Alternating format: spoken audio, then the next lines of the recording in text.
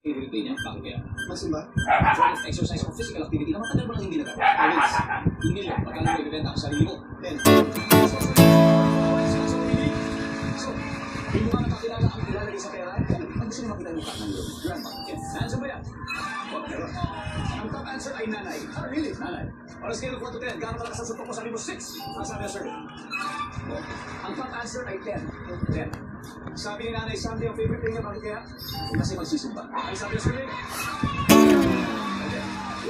Ang top answer ay because it's a rest day. Sunday is rest day. Yan ang top answer. it's rest day. Yeah, rest day. Okay. Sabi mas mataas mo dyan. Form of exercise sa matagal mo nang hindi nagagawa. Sabi mo yung weights. Pero may 5 points na tayo. Ang sabi ng survey ay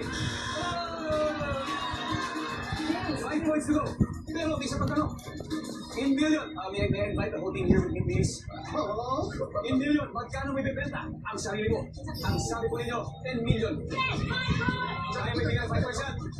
Okay, ang top answer dito ay 1 million. Sagot ni Sena. So, hindi ito ang top answer for sure.